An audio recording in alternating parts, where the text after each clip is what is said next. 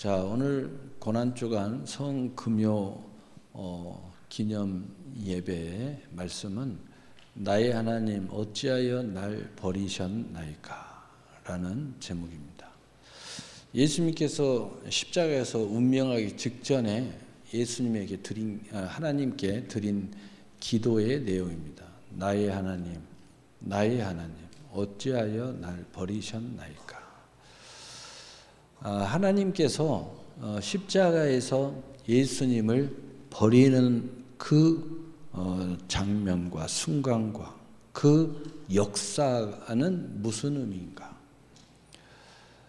이 세상에 우리가 살 길과 새 길을 열기 위해서 죄 없으신 유일한 예수님만이 버림을 당하여 우리에게 살 길과 새 길이 열리기 때문에 예수님을 버리신 것입니다.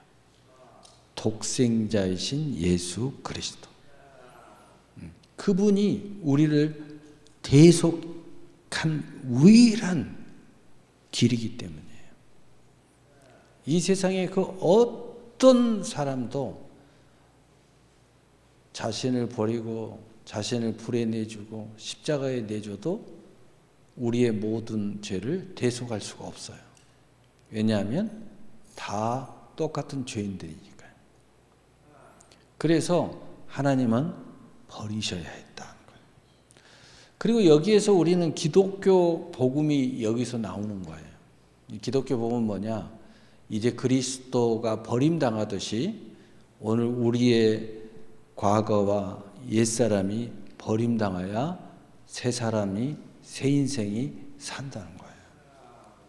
그래서 이것을 바울 사도는 이렇게 표현했습니다. 갈라디아 2장 20절에 우리는 그리스도와 함께 십자가에 못 박혀 죽었나니 이제 내가 산 것이 아니요 내 안에 그리스도께서 사신 것이니라. 우리가 버림당해야 돼. 죽어야 된다는 겁니다. 그래서 기독교의 복음의 진수는 뭐냐? 우리가 죽어야 우리가 산다는 거예요. 그래서 예수님께 이런 말씀을 하셨어요. 너희가 죽고자 하는 자는 살 것이요 살고자 하는 자는 죽으리라. 우리의 신앙생활에 있어서 가장 걸림돌이 뭐냐?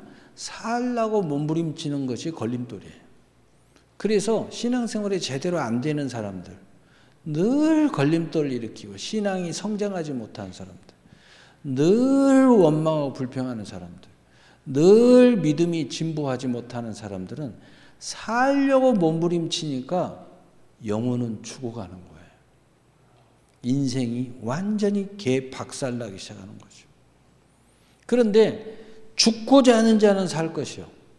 나의 옛사람, 내가 생각하는 나의 옛사람, 내 이 세상이 죽어져 가면 내 새 사람이, 거듭난 사람이, 믿음이, 내 영이 살아나는 역사. 강력한 성령의 권능의 사람이 살아나기 시작합니다. 살 길과 새 길이 열리는 거죠.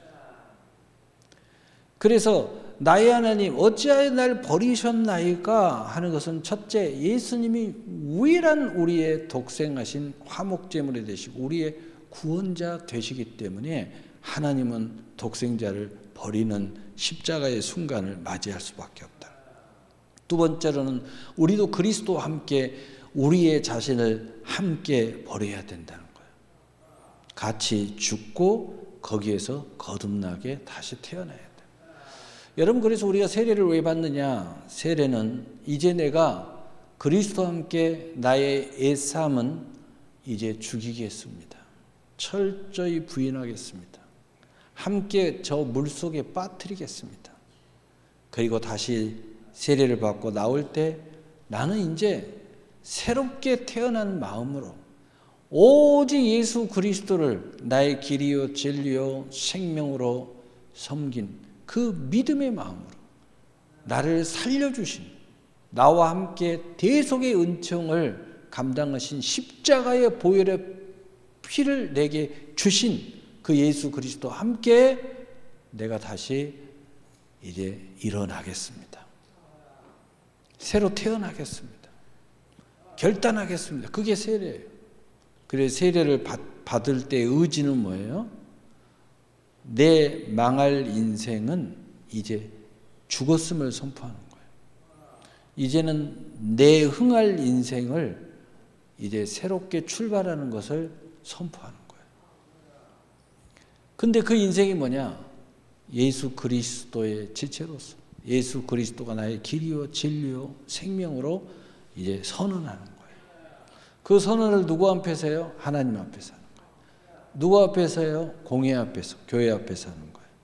누구 앞에서 하는 겁니다? 사탄 마귀, 나의 삶을 지배했던 마귀, 나의 삶을 과거에 친구 삼아 나와 함께 동의했던 온갖 귀신들, 그리고 내 인생을 허무하게 만들었던 옛 사람 앞에서 선언하는 겁니다.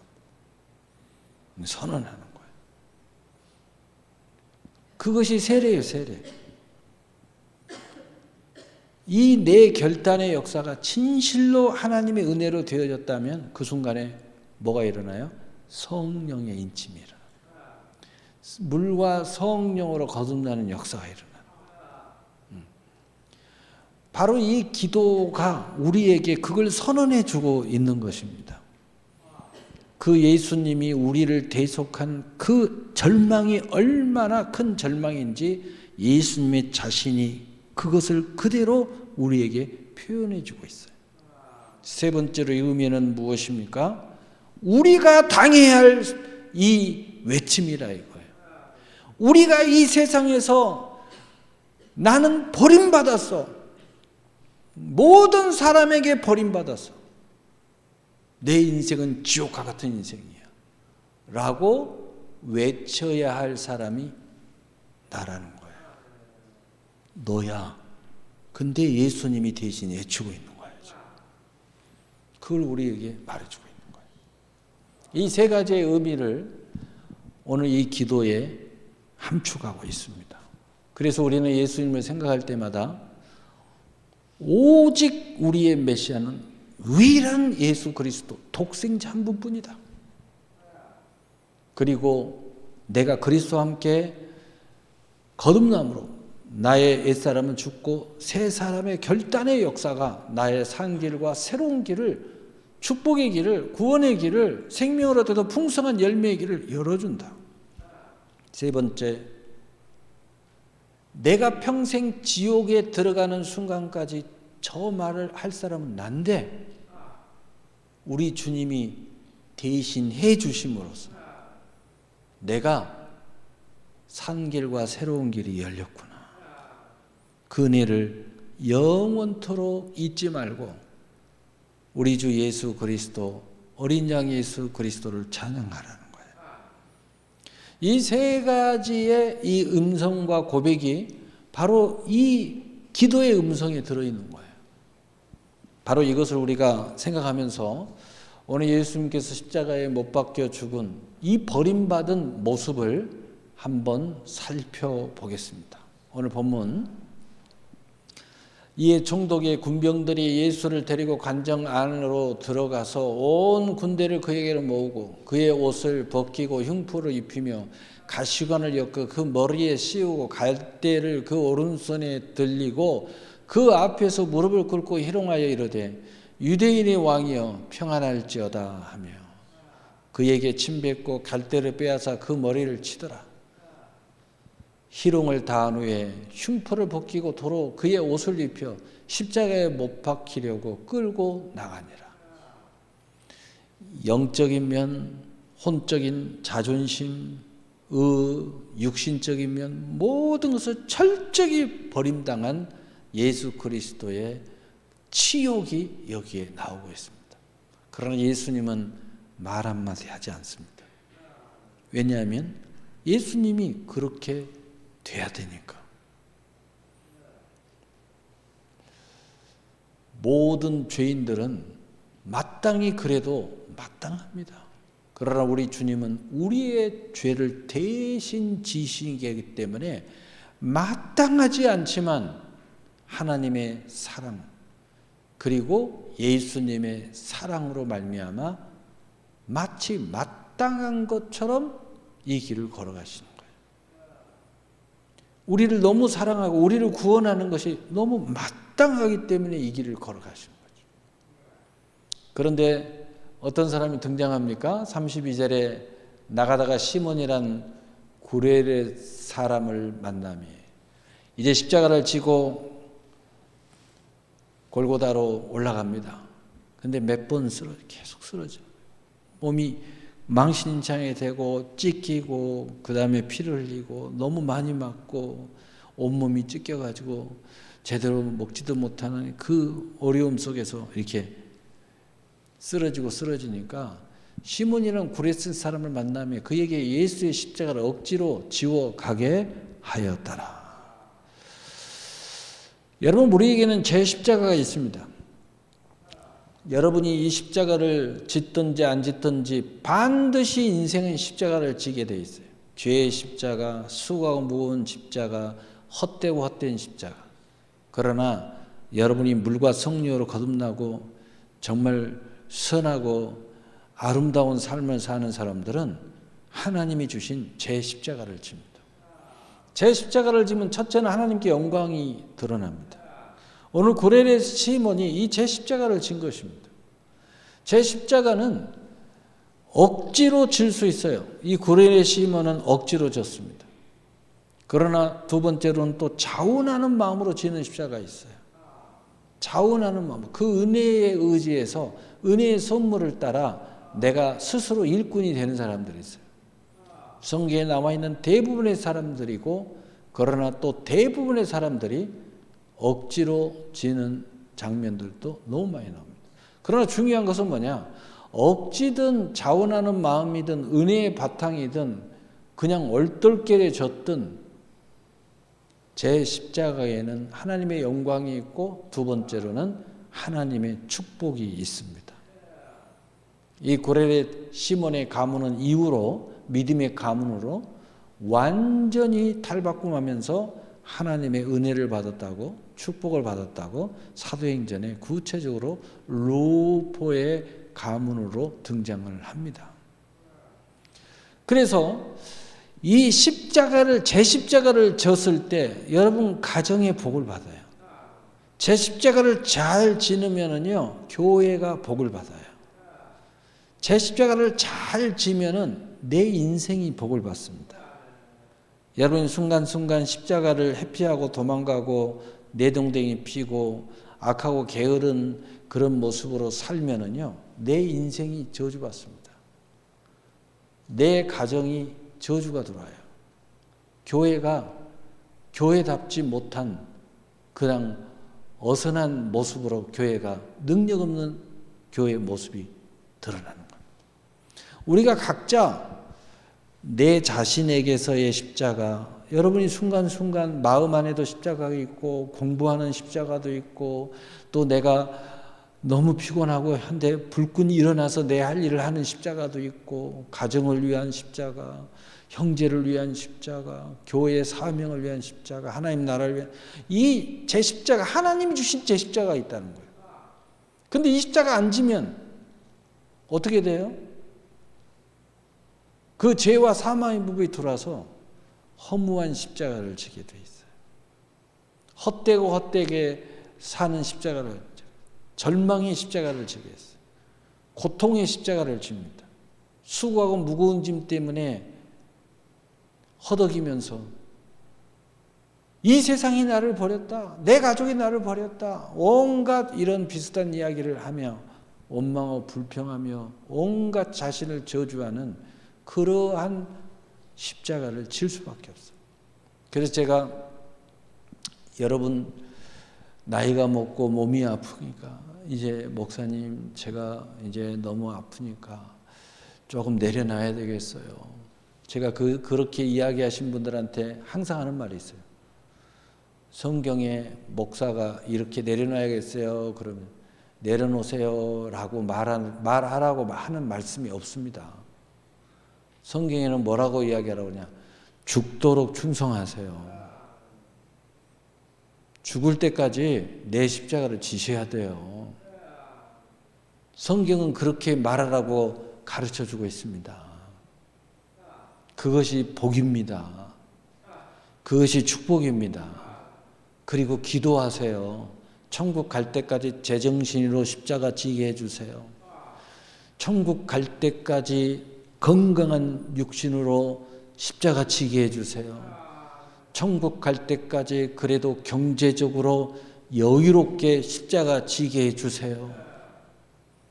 십자가 천국 갈 때까지 내 마음의 평안함과 즐거움으로 지게 해주세요.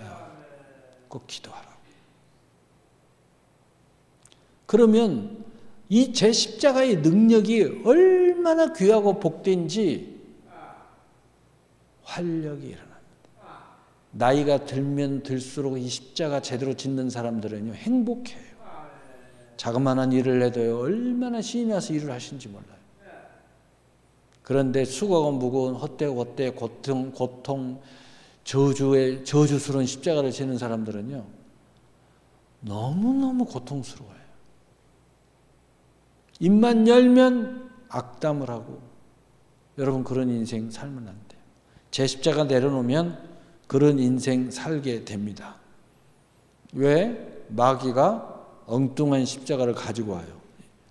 그럼 너 이거 져야 되겠어. 이거 져야지. 생명의 성령의 법이 아니면 죄와 사망의 법이에요. 간단한 거예요. 천국이 아니면 지옥입니다. 적당한 없어요. 예수님도 차든지 접든지 하라. 미직직 안 하면 내가 토하여 내치리라. 중간 없다는 거예요. 중간 예수님 제일 싫어한다는 거예요. 명확하게 하라는 거예요. 사람이 명확하게 살아야지. 이것도 아니고 저것도 아니고. 명확해야 돼요. 믿음은 명확해야 돼요. 왜 명확해야 돼요? 여러분 무엇을 하든지 명확하게 생각하고 명확하게 결정하고 명확하게 스탠스, 위치를 내가 자리를 딱 잡으면요. 어떤 게 있어요? 평화로움이 있어요. 명확하지 않을 때 근심이 찾아와요. 명확하지 않을 때 두려움이 찾아와요. 명확하지 않을 때 사람관계 복잡해집니다. 명쾌해야 돼요. 예, 아니요 하라 예수님께서. 예도 아니고 아니오도 아니고 예수님 분명히 하라. 예냐 아니오냐 분명히 하라는 거예요. 예면 예고 아니면 아닌 거예요. 생각에 복게 뭘 생각해 봐.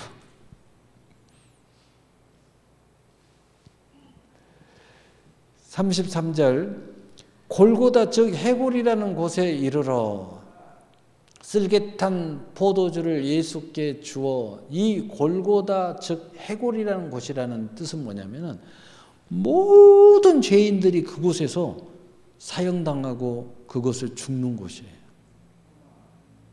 그래서 그 의미가 뭐냐면 절망이라는 의미예요. 그러니까 소망이 없는 자리에 예수님이 거기서 죽음으로써 우리 인생이 소망이 없는 인생인데 그걸 상징하는 이 해골이라는 골고다라는 의미에서 예수님 십자가에 딱 죽음으로써 절망밖에 없고 절망밖에 없는 그곳에서 예수님이 산 소망으로 딱 서신 거예요. 우리에게 소망으로 서신 거예요. 그래서 예수를 믿으면 우리에게 문이 열리는 거예요. 그래서 나는 양의 문이다. 그래서 나는 양의 문이다. 내가 들어가도 나오면서 꼴을 얻으리라. 예수께서 맛보시고 마시고자 하지 아니하시더니. 그래서 여러분 다시 제 십자가 약간 언급하면 억지로든 기쁨이든 깊은 깨달아서 머리로 이치를 깨달아서 하든 제 십자가는 지셔야 돼요. 영광으로 생각하고 기쁨으로 생각하고 그 길이 살 길인 줄 생각하세요. 그것이 축복의 길인 줄 생각하세요. 그것이 문제의 길인 줄 생각하세요. 그리고 여러분의 인생이 맛보지 못한 새로운 인생의 축복의 여정이 열리는 문을 열고 있다는 것을 아셔야 돼요. 꼭 그걸 아셔야 돼요. 35절 그들이 예수를 십자가에 못 박아놓으니 그 옷을 제비 뽑아 나누고 그 옷을 제비보다 나누고 거기에 앉아 지켰더라. 그 머리에 이는 유대인의 왕 예수라 쓴 죄패를 붙였더라. 이때 예수와 함께 강도 둘이 십자가에 못 박히니 하나는 우편에 하나는 좌편에 있더라. 제가 언제나 이야기했잖아요. 우리 인생은 믿음의 선택의 기로에 있다. 오늘 예수님께서 마지막 십자가에서 골고다에서 탁 주는데 그 절망스러운 곳에 산소망, 길이요 진리요 생명의 완성으로 딱 일어섰는데 양쪽에 강도가 딱 붙어 있어요. 우리에게 무엇을 주시는 거예요? 지나가는 자들이 자기 머리를 흔들며 예수를 모욕하여 이르되 성전 헐고 사흘에 짓는 자여 내가 만일 하나님의 아들이거든 자기를 구원하고 십자가에서 내려오라 하며. 신앙생활 이렇게 하면 안 됩니다. 신앙생활 이렇게 하는 사람들이 있어요. 하나님, 정말 하나님 살아계시면 해봐요. 이렇게 신앙생활 하는 사람이 있어요.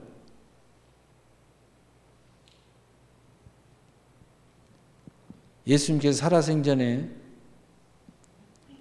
이걸 보이라고 할 때 그 유대인 서기관 바리새인들한테 내가 너희들에게는 보여줄 게 아무것도 없다고 그랬어요. 요나의 표적만 보여줄 것이다. 무슨 이야기예요? 너희들이 원하는 표적은 없다는 거예요. 그렇게 하면 나를 믿겠다고? 너희들한테는 그런 거 없다는 거예요. 단지 앞으로 너희들에는 요나의 표적, 내가 십자가에 못 박혀 달릴 표적만 너희는 보게 될 거라는 거예요. 얼마나 충격적인 이야기예요. 이런 신앙생활을 하면 큰일 납니다. 그와 같이 대제사장들과 서기관들과 장로들과 함께 희롱하여 이르되 이렇게 거룩한 옷을 입고 거룩한 위치와 직분을 가진 자들이 예수님이 희롱하고 있어요. 여러분 신앙생활 하나님 희롱하듯 신앙생활 하면 안 돼요. 정말 하나님을 믿으십시오. 정말 믿었다면 여러분이 희롱하지 마세요. 여러분 희롱하는 모습들이 어떤 모습들이에요? 내가 구체적으로 이야기하면은 너무 충격받을까 봐서 말을 못 하겠네요. 말을 못 하겠어. 정말 하나님 믿으면 하나님을 잘 경외하세요. 이 말만 제가 드릴게요. 그가 남은 구원하였으되 자기는 구원할 수 없도다. 그가 이스라엘 왕이로다. 지금 십자가에서 내려올지어다. 그리하면 우리가 믿겠노라. 그가 하나님을 신뢰하니 하나님이 원하시면 이제 그를 구원하실지라. 그의 말이 나는 하나님의 아들이라 하였도다 하매 함께 십자가에 못 박힌 강도들도 이와 같이 욕하더라. 제6시로부터 온 땅에 어둠이 임하여 제9시까지 계속되더니. 자, 이 강도에 대해서 이렇게 나오는데 다른 공간 보면 한 강도는 그런 이야기를 합니다. 이 욕을 해요. 근데 한 강도는 야, 이분은 내가 보니까 죄가 없어. 우리는 죄가 있어서 여기서 죽지만 그러면서 그 마지막 순간에 예수님께 그럽니다. 나도 당신의 나라에 있게 하옵소서. 예수님이 한편 강도를 향하여 그래 내가 너와 낙원에 있으리라. 마지막 메시지. 여러분 이걸 딱 우리에게 보여주신 이유가 뭐예요? 예수님이 옆에 같이 있어요. 같이 죽어요. 같이 마지막의 순간에 있으면서도 한편은 구원받고 한편은 스스로 저주하면서 저주의 길을 가는 거예요. 우리 인생은 항상 믿음의 길은 선택의 기로에 있다. 여러분 명심하세요. 믿음도 선택이다. 하나님의 은혜를 폭포수같이 줘도 그 은혜 앞에서도 선택해야 된다. 은혜 주면 저절로 되는 게 아니에요. 그 은혜를 받아놓고도 선택하셔야 돼요. 여러분 그걸 꼭 명심해요. 뭔가를 결정할 때 나는 지금 왜 이런 선택을 하고 있지? 한 번만 질문을 해보세요. 나는 왜 이렇게 선택을 하려고 하고 있지? 이 질문을 한 번만 하세요. 그러면 내가 이렇게 이런 선택을 하면 안 될 것 같은데? 한 번만 질문을 하세요. 어떤 선택을 할 때 내가 왜 이 선택을 하고 있지? 내가 더 좋은 선택을 할 수 있는데 왜 나는 지금 이러고 있지? 왜 이렇게 하려고 하고 있지? 뻔할 뻔짜잖아요. 하기 싫어서, 게을러서, 귀찮아서, 대가를 지불하기 싫어서, 헌신하기 싫어서, 뭐 여러 가지 이유들이 있겠죠. 그러나 그렇게 하면 거기에 좋은 모범의 해답이 기다리지 않는다는 거예요. 무조건 뭔가를 결정하기 전에 한 번만 더 생각해 보세요. 내가 왜 이 선택을 하고 있지? 더 좋은 선택은 없는가? 하나님의 뜻을 이루는 선택은 없는가? 하나님 앞에 축복받는 더 귀한 선택은 없는가? 한 번만 더 생각해 보세요. 그러면 답이 있어요. 그 순간 여러분의 인생이 180도 바뀌어지는 기회가 생길 수도 있어요. 그 순간 여러분은 그 선택을 하면 평범 이하로 나락으로 떨어질 수도 있어요. 그런데 그 순간에 여러분의 선택을 바꾸어서 그래 한 번뿐인 인생 내가 이러면 안 되지. 또 이 기회가 또 계속 있으리라는 법도 없고 딱 그러면 여러분의 인생이 180도로 우상향을 할 수도 있어요. 완전히 달라질 수 있어요.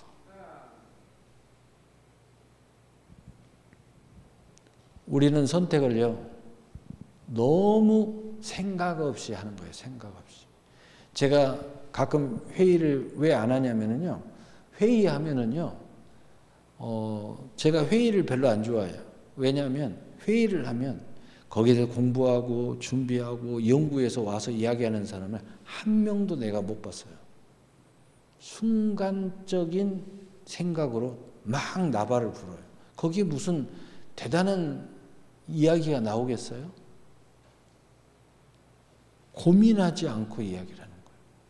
여러분 마치 그런 것처럼 우리의 인생이 얼마나 중요한데 그 중요한 선택들을 아무렇게나 즉흥적으로 하는 거예요. 편하려고. 돈 몇 푼 더 준다고 하니까. 누구하고 함께 하니까. 여러분 생각을 좀 더 하셔야 돼요. 믿음의 사람은 하나님의 뜻을 생각하셔야 돼요. 어떻게 하면 하나님을 더 가까이 할까? 어떻게 하면 우리 주님의 권능이 내 삶을 사로잡게 할까? 어떻게 하면 하나님의 은혜의 선물의 인생의 길로 나아갈 수 있을까? 조금만 생각하면 답이 있어요. 그런데 생각을 안 해요. 생각을. 저한테 무슨 선택을 할 때 저한테 말하는 사람 주고 10명이 이야기하잖아요. 그러면 9.9명은요. 주님 더 가까이 하려고 제가 이런 선택을 합니다. 이 말을 하는 사람이 없어요. 9.9명은 무슨 이야기를 하느냐? 월급 조금 더 돈이 되니까요. 조금 더 쉬우니까요. 무슨 이야기예요? 전부 다 육신의 이야기예요. 근데 그 결과가 어떻게 된 거예요? 하나님과 멀어지는 결과가 믿음이 무너지는 결과가 내가 무너지면 누가 무너져요? 우리 가정이 무너져요. 왜? 내가 그런 위치에 있었으니까. 내가 무너지면 가정이 무너지는 거예요. 내 남편이 무너지고 내 자식이 무너지고 그리고 결국은 다시 그것이 누구한테로 와요? 나한테 와. 결국은 내가 무너지는 거예요. 나마저 이제 무너져요. 나마저 완전히 무너지는 거예요. 그래서 기도하던 사람이 기도 안 하면 결국은 어떻게 돼요? 그 사람의 믿음이 철저히 무너져 버려요. 그래서 고통에 들어가게 되는 거죠. 그 고통이 내 인생을 산산이 찢지 않으면 깨닫지 못해요. 그냥 되겠지, 어떻게 되겠지. 우리 젊은이들, 우리 청년들 내가 붙잡아놓고 너무 답답하니까 잠깐 이야기하잖아요. 그러면 지 인생인데 지 인생에 대한 걱정이 없어요. 지 인생에 대한 계획이 없어요. 지 인생 한 번뿐인 인생인데 아무렇게나 시간을 그냥 흘려보내요. 하늘에서 비가 떨어지면 비가 유수같이 강물을 따라 흘러나가는 것처럼 내 인생을 허비하고 있어요. 내가 막 그런 거 보면요, 너무 막 안타까워. 아무 생각이 없어. 이 말에도 안 되고 저 말에도 안 되면 제가 마지막에 하는 이야기였어요. 하나님한테 복이라도 받아라. 너는 다른 거 아무것도 하려고 하지 말고 또 하려고 하지도 않고 또 해도 되지도 않으니까 예배나 열심히 드려라. 제발 예배라도 빠지지 말고 열심히 해라. 방법이 없다. 진짜 막 하나님이 은총을 확 줘가지고 기적적인 역사, 막 네가 막 확 바뀌어버려가지고 하나님이 이렇게 터치 한 번만 해주면 인생이 바뀌거든. 축복이 내게 돌았다 하는 것은요, 내가 정신이 갑자기 확 바뀌면서 축복의 사람은 내가 확 바뀌는 거예요. 이렇게 게으른 사람이 갑자기 축복으로 돌진해 가는 거예요. 은혜로 막 돌진해 가는 거예요. 그렇게 확 전환하는 역사가 일어나요. 그래서 누가 봐도 저 사람은 복을 받았네. 다 알게 돼 있어요. 왜? 복된 집만 골라서 하거든. 근데 안 되는 사람들이 여러분 보면 알지만 아무리 가르쳐줘도요, 결론은 안 되는 선택을 해요. 정말 안타까워. 아무리 가르쳐주고 1 더하기 1은 2예요. 이렇게 설명을 해줘도요, 소용없어요. 내 앞에서 네, 기도해 주세요. 아멘! 하고 가서는 자기 결정대로 또 해요. 소용이 없어요. 아무 소용이 없어요. 우리 주 예수 그리스도의 이 십자가, 어찌하여 나를 버리셨나이까? 이 역사가 여러분에게 예수의 피가 들어가야 되는 거예요.